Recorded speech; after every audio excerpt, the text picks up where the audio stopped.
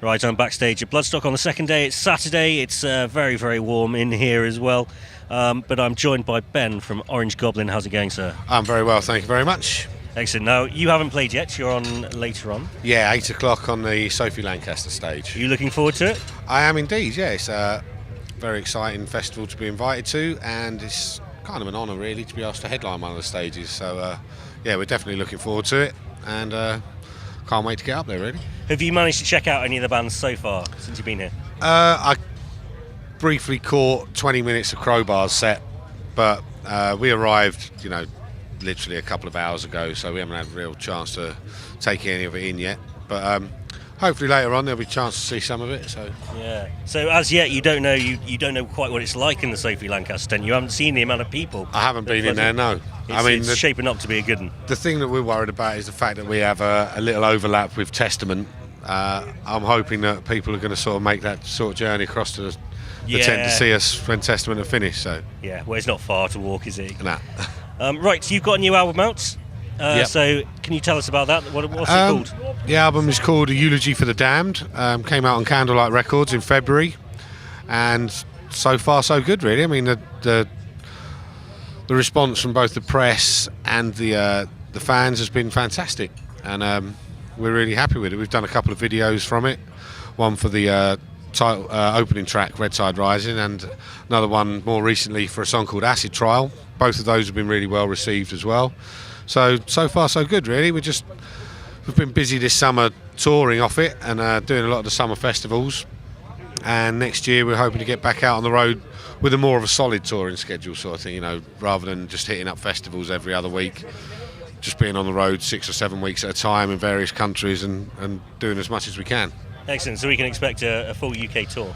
Definitely, yes. That's good news. So going back to your new album, can you just tell us a bit about what it's like? How does it differ from the last album? I wouldn't say it's a massive difference. I think it's more of a natural progression from what we've done in the past. The main thing with this one was that it was 5 years in the making, so it's quite a long sort of space of time between a band's albums. So, I guess we felt there was a little bit of pressure for us to deliver, but at the same time, we just wanted to make it the best thing that we could, and that's why we took our time with it. We didn't want to rush into anything, and the production on this one is probably a bit more polished than we've had in the past, but I think that suits the music on the record. So yeah, everything came together really well. The songs are really strong, and the production is great, so everything's been really good. Where did you record it, and with what engineer? We used a young engineer called Jamie Dodd, a studio called the Animal Farm in southeast London. He's a young, very inexperienced guy that hadn't really done any music of our style before, so we knew it was a little bit of a gamble. We'd previously worked with him just doing a Black Sabbath cover for a Metal Hammer compilation, and he'd done a fantastic job on that. So we was quite confident that he would deliver with this album, and I think he did. And the difference between this album and all the others is that rather than going in and recording the whole thing in 2 or 3 weeks, we did it over a series of weekends, which meant that it gave us a chance to go away and come back the week after with fresh ears. And if we wanted to change something or do something, or we thought something could be improved, then we had the opportunity to do that. So Jamie showed incredible patience with us, and I think the results speak for themselves. Do you think that the fact that you had this sort of wet behind the ears producer doing it made a difference to the sound? How much input did he have anyway? Well, he certainly wasn't backwards and coming forwards. He's not short of confidence, and I think that helped everybody, because we'd get done with doing a take, and he wasn't afraid to sort of stick his oar in and say, no, I think you could do better, and go and do it again, that sort of thing. So it was a good learning curve for all of us, I think, including him, and it benefited us with the final result. Did the feel of the recording sort of hark back to your early days? Yeah, I guess so, because the essence of this album was that we just enjoyed ourselves, and it was fun to do, and that's what we've tried to maintain throughout our career ever since the first record. And I think that's still there today. When a band's been together and doing it for 17 years, I think you can put that down. That sort of longevity is down to the fact that we do enjoy doing it, and if we didn't, we wouldn't bother. So, as long as that element of fun and adventure is still there, we're still like kids in a toy shop when you get into a recording studio. It's fantastic, and you never know what you're going to sort of produce. So it's exciting. Excellent. Are we going to have to wait 5 years for the next album? I hope not. No, I mean, there's already plans to start writing new material. The record label have been fantastic with us, like I said, with the patience that it showed for us to deliver this one and the support that we've had from them since the release.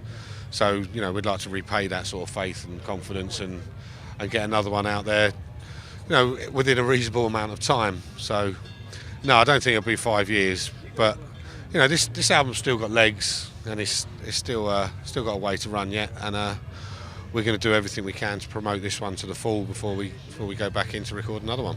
Do you find it difficult to come up with songs, write new material on the road? Is that something you have to do? At home? Yeah, we've never really sort of been one of those bands that can write on the road.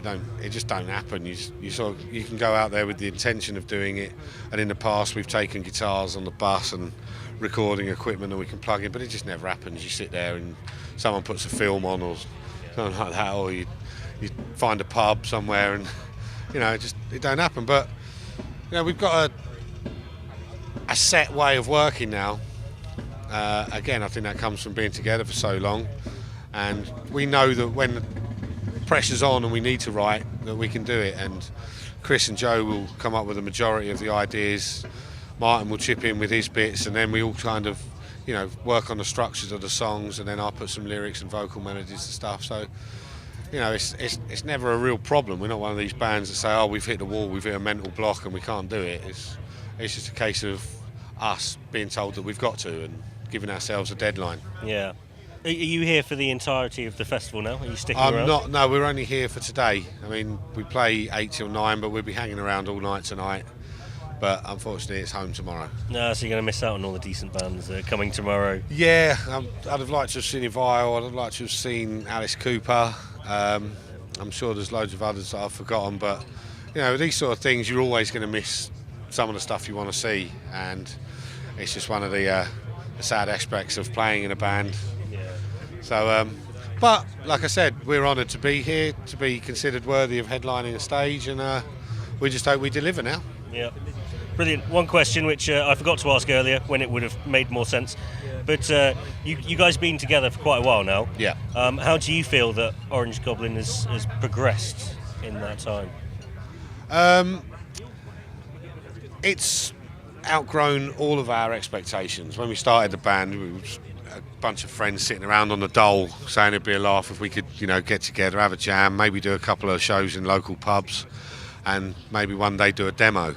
And obviously now 7 albums down the line, and tours all over the US and Europe and Japan and things like that under our belts. It's an incredible ride, and it's something that none of us take for granted. We appreciate that without the fans out there and the people that have given the band the support and the leg up here and there, that it wouldn't have happened. But like I say, we just continue to enjoy it, and that's the most important thing. Out of all that time of touring all the countries and all the albums you've released, what's been the highlights that stand out in your mind? There's so many, really. There's obviously the first time you tour America is great. You realise it's not all the rock and roll fairy tales that you hear about. It's hard work.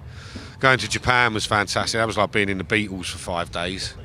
Obviously seeing your album in the shops for the first time is quite a nice experience. And then there's with us being an English band, obviously getting the opportunity to play at places like Donington and Sonosphere and now Bloodstock and festivals like that, it's great. And the first time we did a arena tour, we went out with Alice Cooper and Dio, and that was a bit of an eye opener and a real good learning experience. So that'll always stick in the memory. Fantastic. Right, well, I shall let you get on. Thank you very much for joining me. Thank you. No problem at all. Have a good festival. Cheers. Thank you very much.